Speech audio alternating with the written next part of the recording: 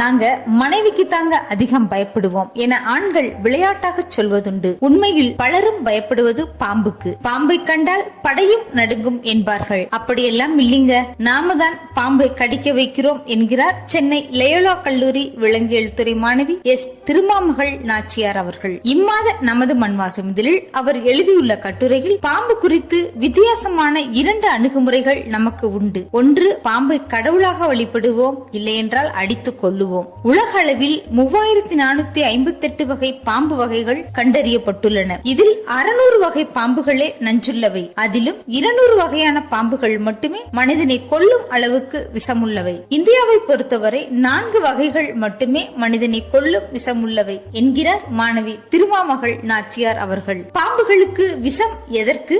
அதற்கும் அவர் விளக்கம் சொல்கிறார். நஞ்சுள்ள பாம்புகளிடம் கடிபட்டு இறப்பவர்கள் எத்தனை பேர்? பாம்பு கடியால் அதிகம் பேர் இறக்கும் நாடு எது என்றெல்லாம் விவரிக்கும் கட்டுரையாளர் பாம்புகள் பாதுகாக்கப்பட வேண்டும் என்கிறார். அதற்கு அவர் சொல்லும் காரணங்களை வாசித்தவுடன் வியந்து போகிறோம். ஒருவேளை இதற்காகத்தான் நம் முன்னோர்கள் பாம்பை வணங்கினார்களோ என்ற ஐயம் கூட எட்டி பார்க்கிறது. பாம்புகள் குறித்து அரிதான தகவல்களை அறிய இம்மாத நமது மண்வாசம் வாங்குங்க, வாசியுங்க, தெரிஞ்சுக்கோங்க.